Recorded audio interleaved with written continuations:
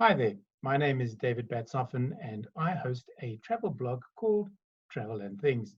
But this afternoon, it's not about travel. This afternoon, I am in conversation with the inimitable Marc Lottering. Marc, how are you? David, I'm good. I'm good. Under these circumstances, I'm really, really good. I'm coping. I'm keeping sane. I'm keeping busy. So I'm okay.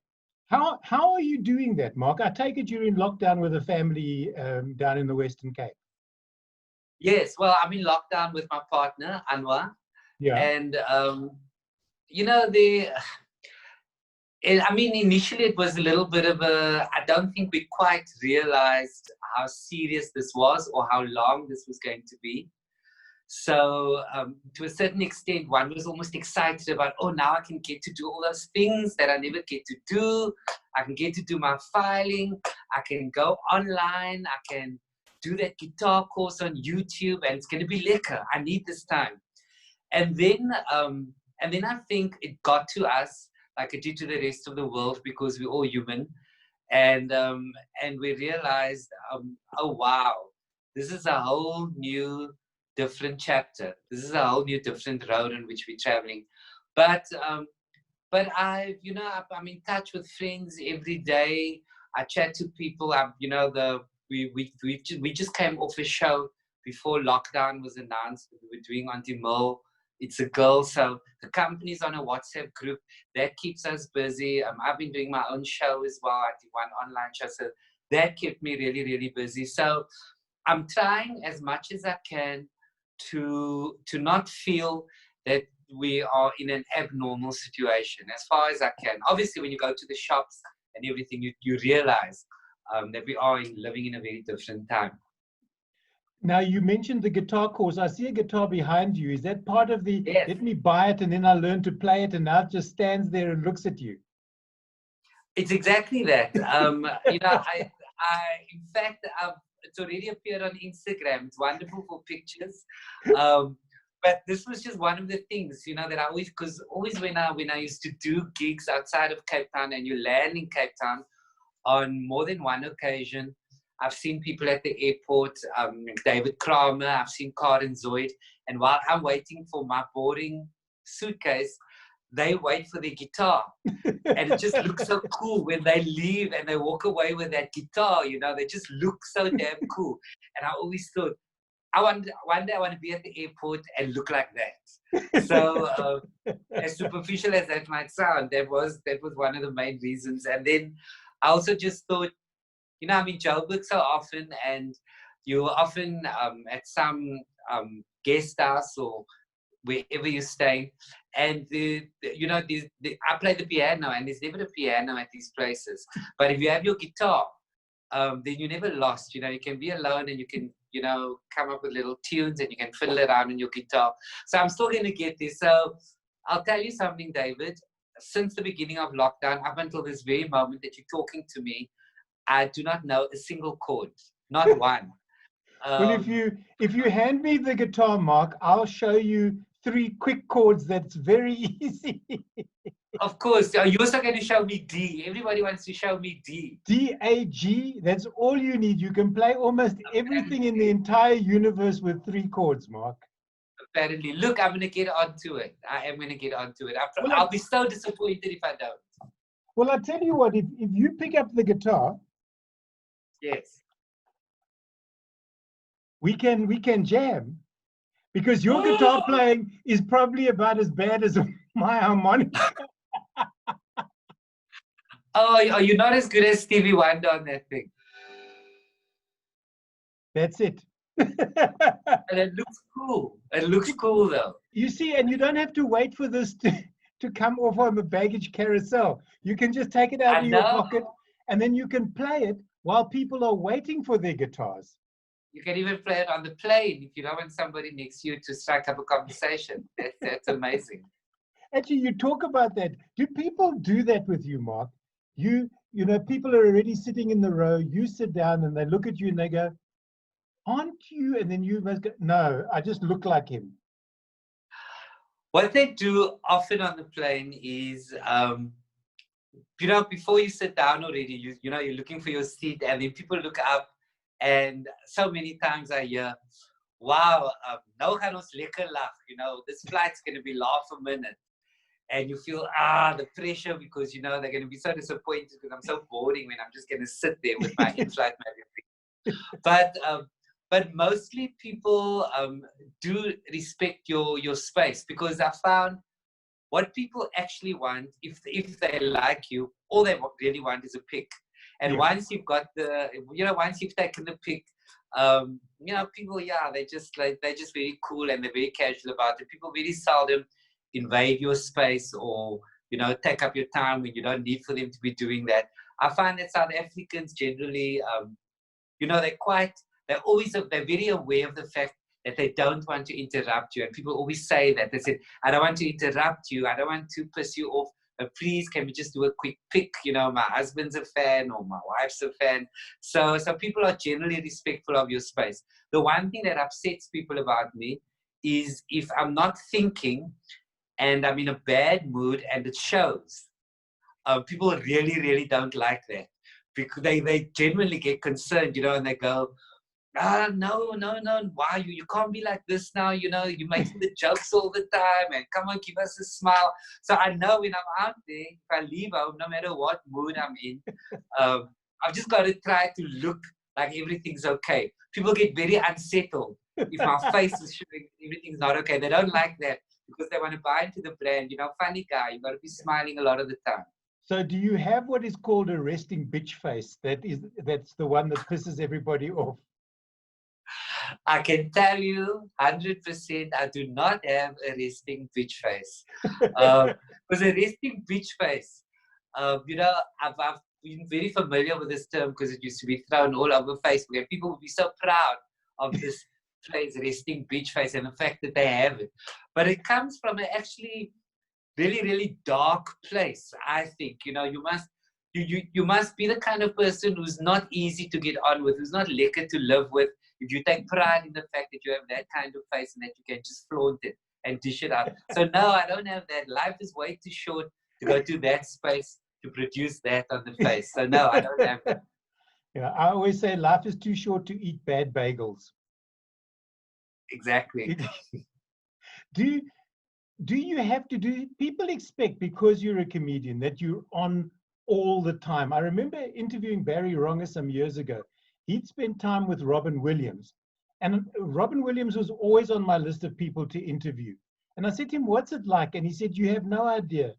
Barry said he had to go and lie down for an hour after the interview, because Williams was bouncing off the walls. But yeah, are you like that, or are you just relaxed and chilled, and you'll coy in a joke or two, but if it's an interview situation, you just want to be gezellig? Yeah, I've seen old interviews where where Robin Williams was being interviewed. I've also seen interviews with Jim Carrey, and it's non-stop. You know, it's non-stop. It just goes all the time. And quite often when I'm doing these comedy festivals, you know, if they're doing them at Empress Palace or wherever it might be, and then all the comedians are backstage, that energy is backstage as well. You know, everybody's got a line and somebody says something, and it's weird, because when you're in that circle, it's so infectious, that kind of energy, that before I know it, I'm one of the people, you know, speaking in that way and doing exactly that kind of thing. So I think it kind of happens. And for comedians, you're in that mode a lot of the time, and I'm not, though, which is why a lot of the time when I'm at a braai or I'm at somebody's house, good friend's house, and other people arrive and they see it's me, I actually see the disappointment register with them. Like, I literally see 25 minutes of, you know, when you can feel people are staring at you, but you're like still just chatting. You don't want to like go, but I can feel them figuring this out and going, wow, this guy is so boring. But last week we saw him at the Baxter and he was doing cartwheels on stage and, you know, swinging from his chandelier by his hair, and now he's just standing there with potato salad, you know, talking about the EFF. So I think people kind of expect that, and some comedians can only exist like that. I've got friends who can only exist like that, and I can't, you know. I much prefer, which is why I've always been scared, even when I started working, when people started calling me a comedian.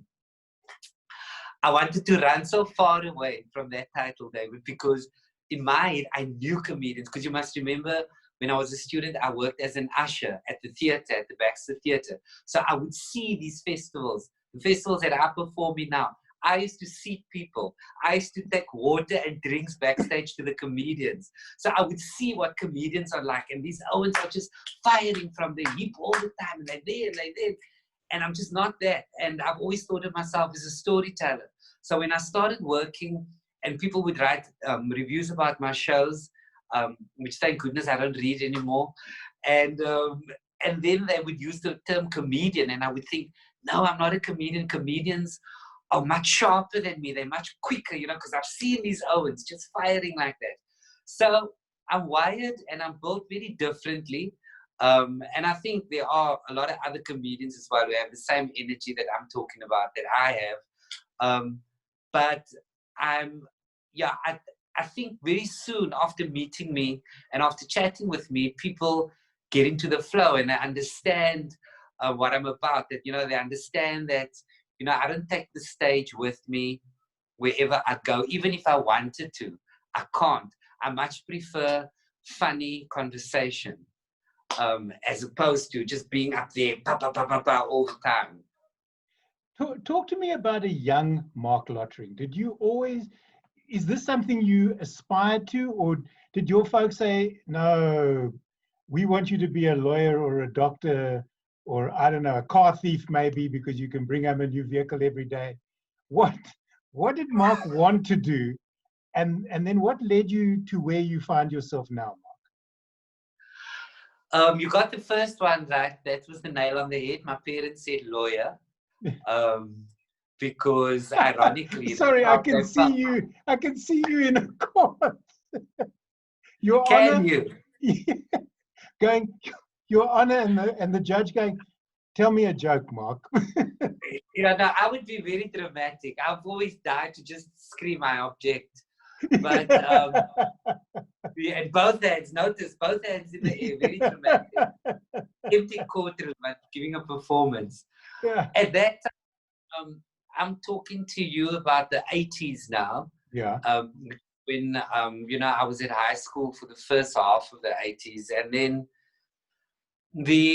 I think it was quite trendy back then when you said lawyer. You know, when you said doctor and you said lawyer, people loved saying that in a company. You know, what is your child going to be? And certainly, comedian wasn't one of those things, because back then when I was working, the comedians who were rock stars and who were making money, you know, it was Mark Banks, it was Solly Philander, it was Peter Dirk Ace, and that was considered, you know, by my parents, that was considered to be very worldly, because my father was the pastor of a church. Okay. So that was for other people. You don't dabble there. So I didn't even dare come home and think about the performing arts. And that's when I decided to go into varsity. And well, it was decided for me and I went along with it. I agreed with it because on TV, there were all these shows with lawyers and they were looking amazing. You know, this is like LA Law, and you know, these lawyers were always after work. They'd end up in some fancy bar with a whiskey, and they're all just dancing and having a great time in designer suits. So, of course, that being a gay boy, that lifestyle is very appealing as well. So I thought about that's what I wanted to do. But when I got to varsity, I did really well in my first year. In my second year, I was okay. And then in my third year, I got to that stage of, because now you're not going to lectures, and there are only so many times you can say, I couldn't make it to lectures because I'm previously disadvantaged, because they're going, but there are so many other people who are writing the exams who come from the same area. How come you didn't manage to get out that semester? So I ran out of excuses very quickly. And the lecturers were quite sussed, you know. And but when in retrospect, I realized that I was, my heart was not in this. I was really, really not enjoying it. And I did really badly, in my third year. Fourth year, actually a blur. I don't even remember what happened there. I'm amazed you made it that you hung out for the 4 years. I hung out. I think I was there at the beginning of the 5th year as well. They couldn't get rid of me. And during that time, when I was ushering at the Baxter part-time, and an ad agency had an event there, and I sold the director of the ad agency, I sold him biltong. And he loved the way in which I sold him biltong. And he said, what are you doing? And I said, I'm studying law. He said, that's not you. Come for an interview. And I went for the interview on the Monday, and I stayed there for 5 years. I worked in an ad agency. It changed my life. I suddenly met, I was hanging out with copywriters. I met people who were smoking, who were drinking, and they were clever people. And, the world was an interesting place. And I was excited about life and creativity. And that was the beginning of the path to being very okay, more than okay, with writing my own stories. In fact, celebrating it, because when I was working with the ad agency, we had to write copy for various clients. And I really learned to be proud to be South African, that you could be a sexy South African. You could write sexy, wonderful stories about where you come from, and it could stand up there with the rest of the world. So that was a great shift for me. It really changed my life. What did your parents say about this radical left turn that you made from, yes, my boy is going to be in court in a suit, to, well, hell, wat gaan nou aan? Well, I was very clever about it, because when I started in the ad agency, I made sure that I was dressing really smartly. So when my parents saw me, it looked hell of a respectable. And cell phones had come out in South Africa. So those massive Nokias, those bricks. So I got one of those when my friends, they didn't have them yet, and I got one at the agency, and I got a City Golf nogal. And so I rocked up at their house with a white City Golf and a Nokia brick, and and my hair was cut like I was like in a music video, and they were like, wow, Marc's doing really well. And then they were okay with my life at that stage. But when I announced after 5 years that, I didn't say anything, but I just auditioned for shows, because I knew I wanted to get into theatre. And I would get into shows, and I wouldn't just get into the chorus. I would get like lead roles. I was like in Ain't Misbehaving, which was a massive show with 5 leads in it, and I was one of the 5. And then I was on a poster, and my father saw it on the highway. And that's how we knew that I wasn't working anymore. And my mother called me to a meeting, and she's like, people are saying that your name and your surname is on a poster. And then, of course, I had to say, I'm dabbling in theatre. And she was distraught, and she preferred to see it as a hobby. And I did a few musicals because I believed I could sing, because when you come from the church, you believe you can sing. And then you start meeting people who really can sing, and then you go, no, I don't sing, I MC, I bring them on, I introduce them. So I soon started realizing, that I was very comfortable on the stage. And when I started, with this thing about writing my own stories, never left me.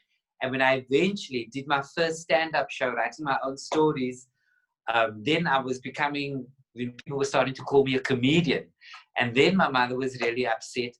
But when I had my first big run of a show, I took that check and I bought my parents a house, because I've always wanted to do that.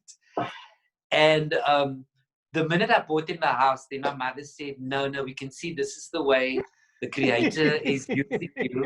You're a vessel, my child. And who are we to judge, Who are we? Who are we to question the ways of the Creator? So I've always said, money can be a beautiful thing. So you went from devil spawn to provider with one piece of paper. One piece of paper.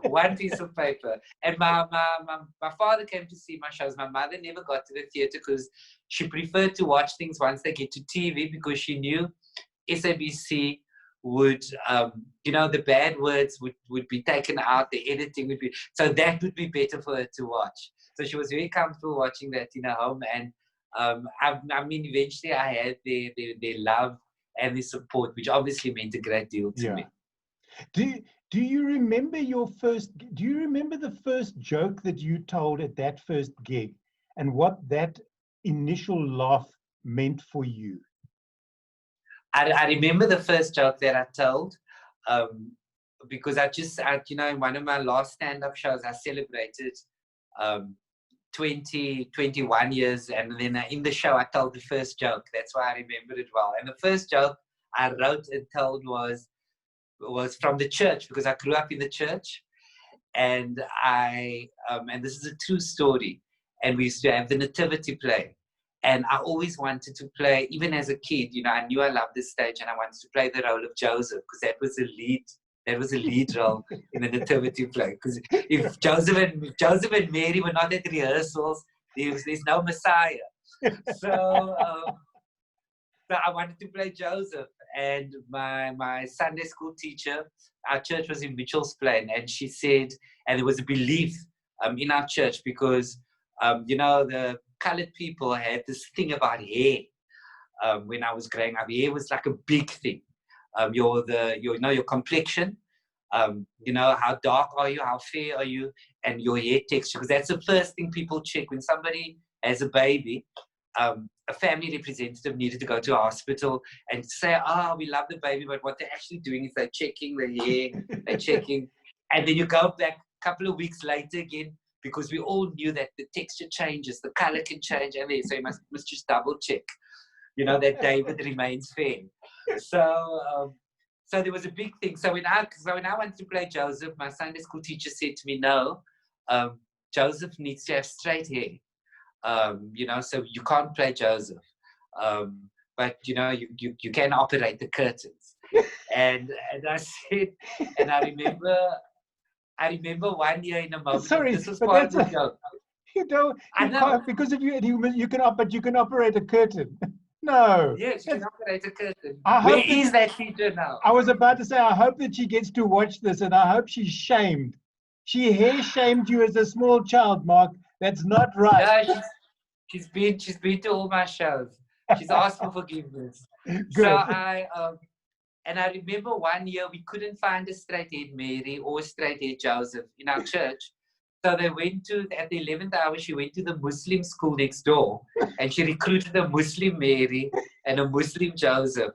And then Joseph was in front of the inn, knocking at the innkeeper's door. The innkeeper opens the door, and Joseph's like, Assalamu alaikum.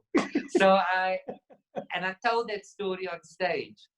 And when I heard the laughter, it's such a thing, and it still is to me, because people always say to me, I do so many interviews where people ask me, what is the best show that you've ever done to date? What show do you look back on and go, wow? And for me, it doesn't work that way, because in the life of the comedian, the best show is the one that's rock and roll, and it's the last rock and roll show that you did.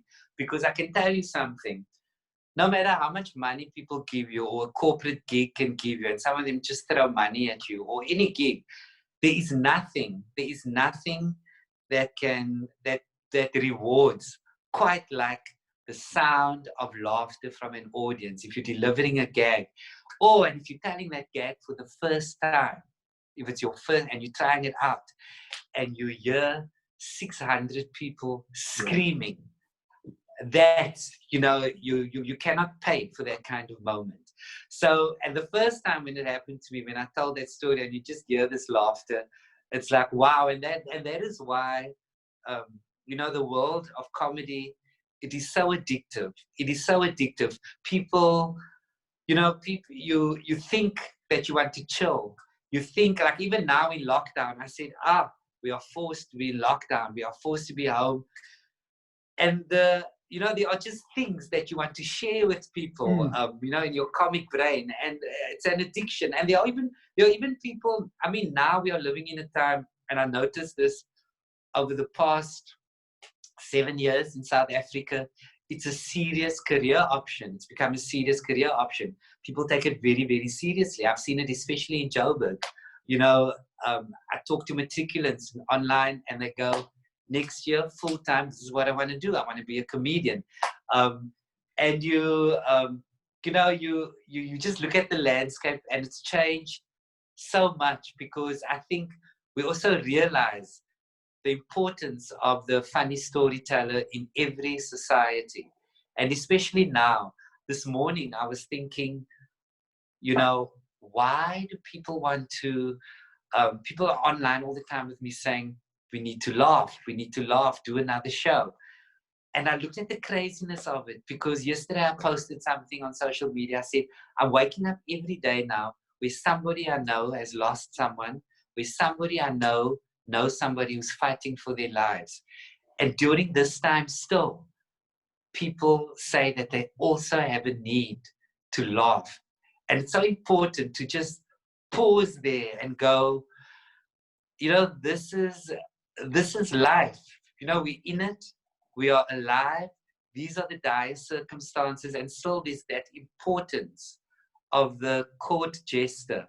You know, lots of South Africans have always called it therapeutic, not just now in lockdown, but for, you know, the roller coaster of the Rainbow Nation, what our country goes through, the bitterness that we have, and then we have a love affair, and then we've got hatred, and then you've got these ugly wars on Twitter, and then people are real, people are crying, bearing their soul, and through all of that, there are the comedians, and there's a place for us as well, and South Africans want that. In all of the madness, that's what South Africans will still spend their money on. Well, I think it's a good thing, Mark, and it's also, there's always that thing is, something will happen, somebody will come out with a gag about it, and the very next thing is that too soon? But I do believe, as to what you've just said, we as humans, that's the way we deal with tragedy. Yes, we laugh, but the very next emotion is, let's say, something funny. I know when my dad died, I wanted to fly his ashes back from Port Elizabeth.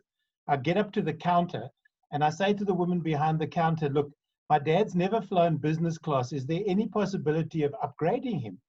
And she looks at me and I say, I can see what's going on. You see me, you see one person and one ticket. This is a true story. I said, ask me where my father is. So she goes, where's your dad? And I go, he's in a box in my backpack. So she walks off and I see her having a chat with her supervisor. And she comes back and she says, listen, we can't upgrade you, but we can upgrade your dad. So I said, if I'm flying economy, so is he. But David, you are going to have to forgive me, because I think I'm going to be using that when I want to be upgraded next time. I mean, it's got to work 1 out of 10 times. It has to. Well, you can use it with pleasure. I mean, if you knew my dad, because I did a talk for a year afterwards, a talk on using humor to get you through the tough times. And people said to me, you're disrespecting your dad. And I said, if you knew my father, you would know that he would have been in that box in my backpack laughing at me, going, good on you, really and truly, you know. But again, it's horses for courses. You've got to know your audience. You can't, because you can sometimes, and I'm sure this has happened to you, Mark, you tell something that has been funny previously, but the moment the last word leaves your lips, you can see the front row has shut down. The wheels are turning, but the hamster's not home.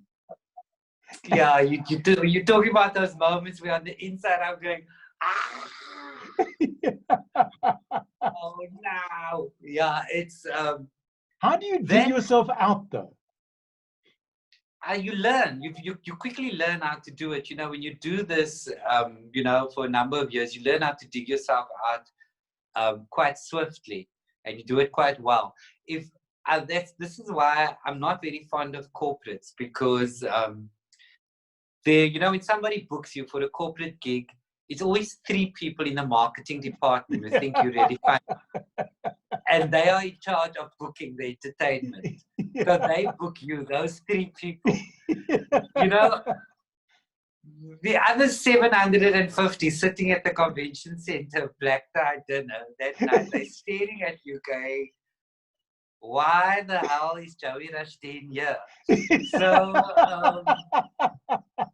and then you go onto stage and you can feel, this is going to be work. But, a long time ago, I came up with this mantra, which my agent taught me. It's like, focus on the check, Mark. Focus on the check.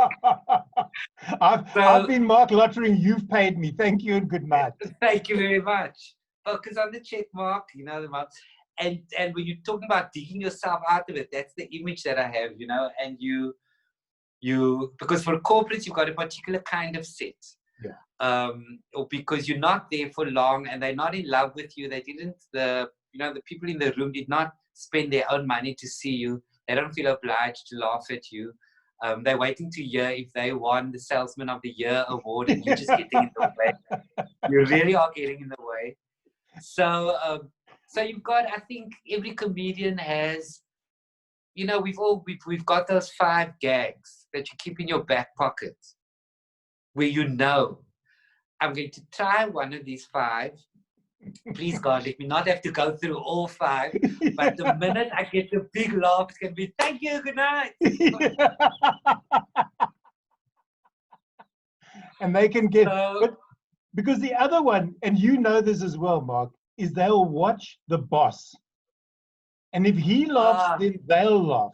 But if he doesn't laugh, then they believe that in order to get brownie points, they just sit with and they don't make a sound.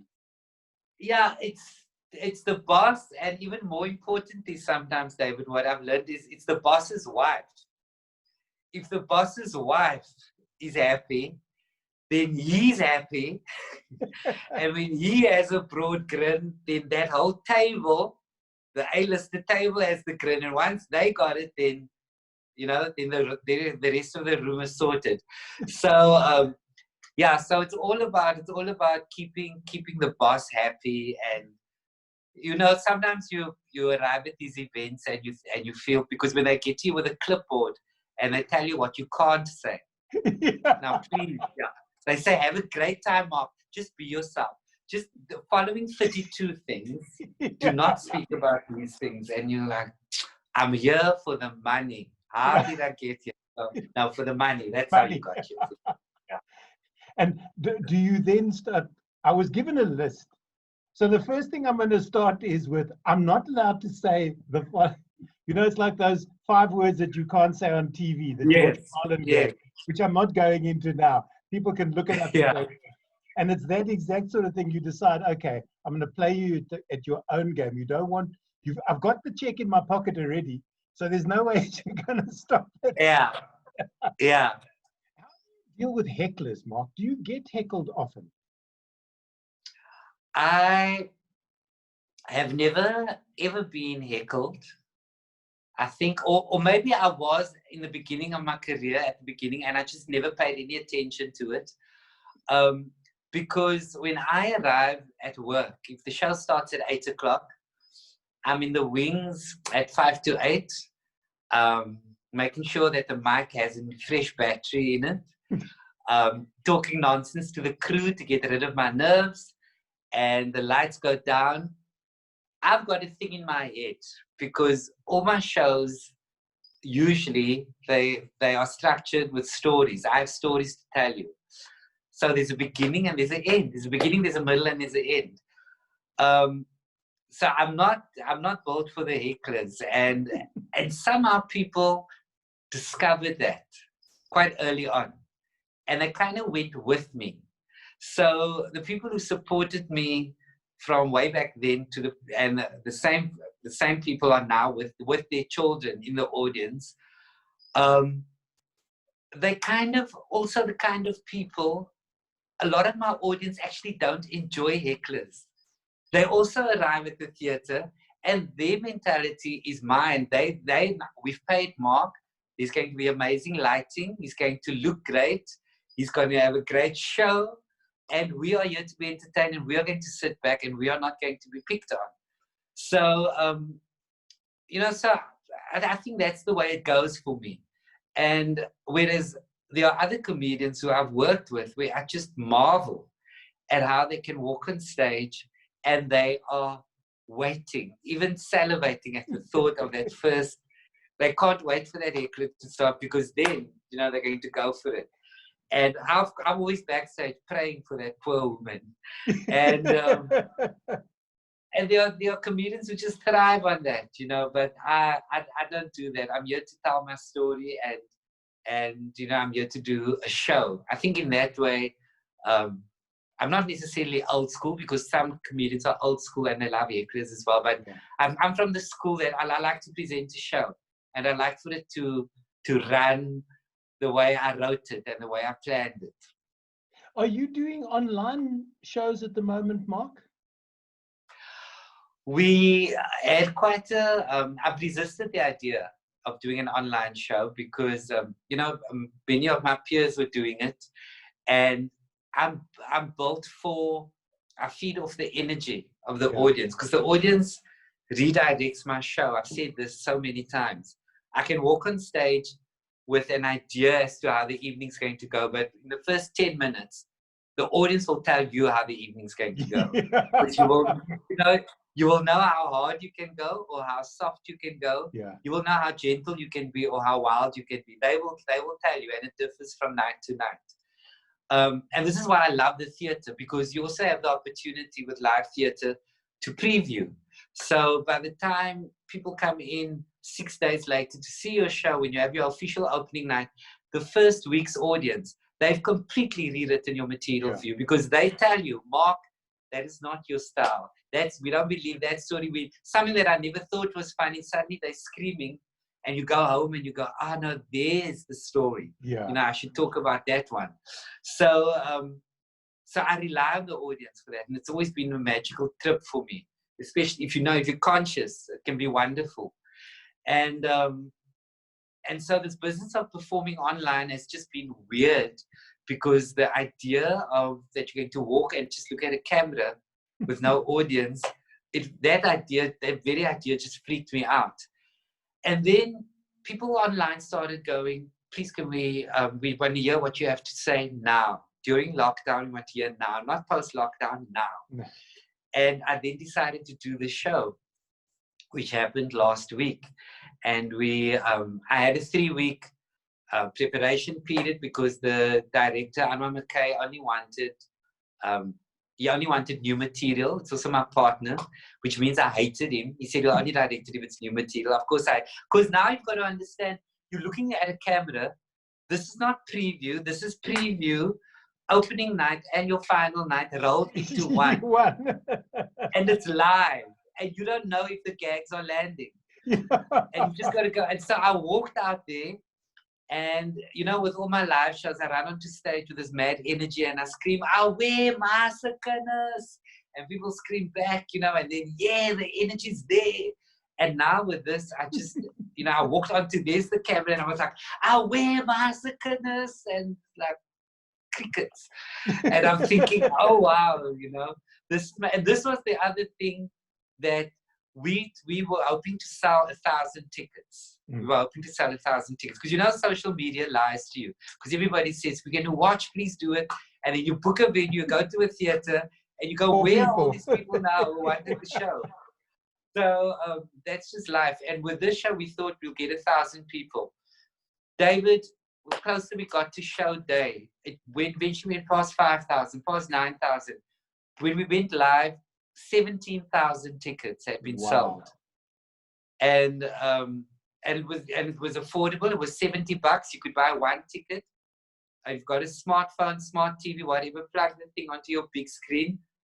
Your whole family can watch for 70 Rand at home. We went live to 17,000 people around the world, because all the expats went crazy, because finally they can get to see you. And it was the most surreal, the weirdest, and ultimately the most wonderful experience ever. We got phenomenal feedback. In fact, I'm probably going to be doing another one. I was about to say, we'll never see Mark in a theatre again. Mark Lottering, not at a theatre near you. Not at a theatre near you. Look, I don't know, at the moment we're in this situation where I'll never know if I'll ever be able to sit next to you in a theater for the next year or so. So even though theaters would reopen, we have to find a very new way of doing things, a very new way of thinking. So, so the online thing, for example, has been, there's one way, in which I've suddenly realized all these thousands of people are quite keen to go that way, to sit at home, watch a show. But you don't what have to go happens when you want anywhere. to work with other people? Yeah, but now I'm trying to be creative about working with other people, because we've got the social distance, and but people's brains are ticking. The artists, we're trying to find creative ways of doing this thing. So who knows, what the immediate future holds. But I certainly think with me doing that online show, I was very excited by it. When you say there's another one planned, if people are waiting for tickets, when will they know the tickets are available, and how do they find them, Mark? The way this one spread was via people were on my social media platforms, and those people were sharing it, Facebook and Instagram, in particular Facebook and Instagram. And then I was doing lots of online interviews and discussions like this show with you. So I was doing similar shows, and online the word spread, particularly with people who were not following you. The only way they got to find you was, by other people who they do follow. And we were also fortunate enough to get radio and television interviews, and that's how it just blew up. And people had 3 weeks in which to buy tickets. And the other amazing thing was, if you bought a ticket for the show, it was valid for an entire week after the show went out. So you didn't necessarily have to watch it live. But I think the electricity and the magic of the show was that ours was a live one, because there are lots of online shows, and some of them are pre-recorded. So it's packaged. It's like you're doing a TV show that's not live, and you package the show and you put it out there. But I think this one has a particular energy to it, because people know if you're screwing up, as I did in the show as well, they are like, this is live, he's messing it up. Isn't it fantastic? We're all watching this. And, they're watching the props fall. They're watching the cue, they're watching you go blank and go, where was I? Because there was no rehearsal, damn it. So there's a thrill about live shows. I mean, I've worked with you on live TV shows before. There's a thrill just doing it live. It's always better to do it live, than you don't have to keep going, no, let's do that scene again. No, there's no time. There's no one time. shot, no and that's it. That's it, baby. That's it. Mark, it's been an absolute pleasure talking with you this afternoon. It really and truly has. I could spend the entire afternoon chatting to you. Yeah, I can't believe we're done. No, we have to, unfortunately. But you know what I'm going to do, Mark, is at some particular point, maybe towards the end of July, we're gonna pick up where we left off. Let's do that. Once you've done your next show, we'll pick up after that and use that as the starting point for our next chat, because this has just been too much fun. There's lots of stuff I want to talk to you about. My guest this afternoon on In Conversation With has been Marc Lottering. Mark, thank you once again for being a guest. It's been an absolute pleasure chatting with you. David, what a huge pleasure. Thank you very much.